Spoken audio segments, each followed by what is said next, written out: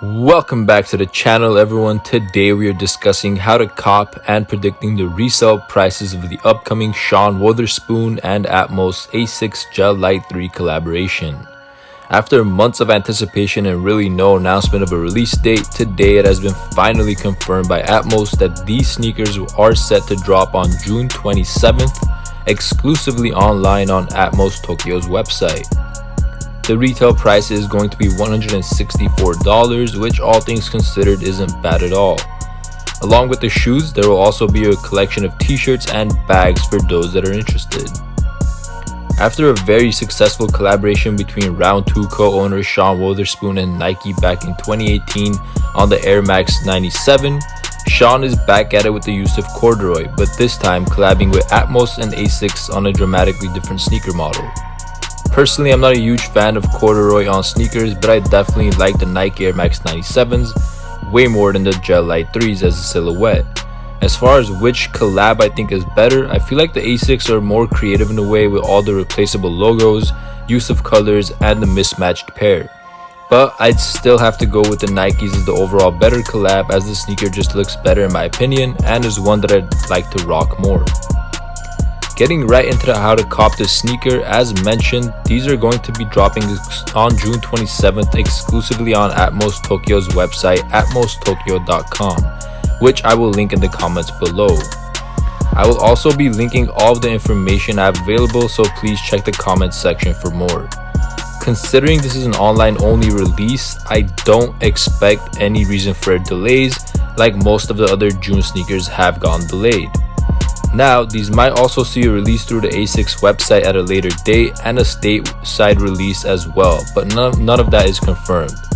Also, I wouldn't be surprised if Sean released a few pairs of these when Round 2 reopens. Again, I would be really surprised if these stayed an Atmos Tokyo exclusive, so I do expect a stateside release later on. However, since these are only dropping on Atmos' website as of now, there really isn't much to say about how to buy the sneaker other than to stay on top of the release to get an exact drop time. As much as I hate to admit it, no matter when it drops, it's going to be extremely hard getting a pair, as I'm sure bots are going to grab most of them before you can even add to cart.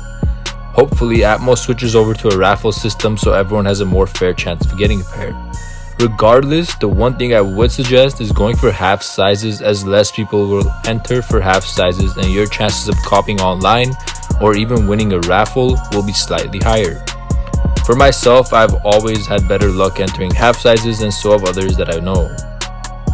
On a side note, these have been made in kid sizes too, but I am not sure when those will be dropping or if they will just be kept as a friends and family exclusive.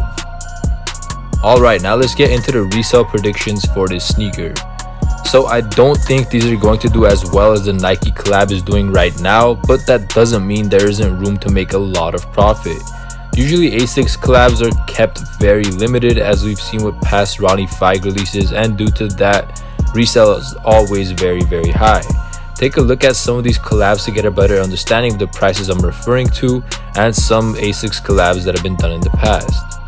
Now, given how much anticipation has circulated around this sneaker, I think more pairs will likely be available than your usual ASICS collab. Because of that, I see the resale prices of this shoe falling between $400 and $500 depending on the size. I expect all sizes to do extremely well, but I think sizes 7 through 10 will likely be the most profitable. Now, if the kids sizes were to release as well, they would resell for a decent amount of profit too, but I'm not sure when those are dropping, so I'm not going to make any predictions. The prices mentioned reflect prices once all pairs are in hand and people can actually sell them. I wouldn't be surprised if immediately following the release, prices jump extremely high for a couple of days, then start settling down once pairs arrive in hand and the initial hype has settled down a bit. Getting into selling or holding this sneaker, in my opinion, these are for sure a long-term hold. Most collabs always do really well in the long run, especially with what I'm seeing with the Gel Lyte 3. Also, as we saw with Sean's Nike collab, prices have basically tripled since they first released. Now, I don't see that kind of large scale increase with these, but I think they'll go up a few $100s over time. A lot of people are complaining about these right now, but they'll likely want them later on, which is another reason why prices are going to go up. So if you're not in a rush to sell after buying them, I would suggest holding on for about a year or so until there aren't that many dead stock pairs left on the market. Again, with collabs, it just reaches a point in time where there aren't too many new pairs left and the prices start skyrocketing. Again, as we've seen with the Air Max 97 collab, and even if you guys are aware of the Union Jordan 1s that have recently just skyrocketed in price, almost basically doubling in a couple months. Well, that wraps up this video. Once again, I just want to clarify everything I stated in this video is just my opinion, so please do what you see fit best. If you found this video helpful, please make sure to hit that thumbs up and subscribe for more videos coming soon.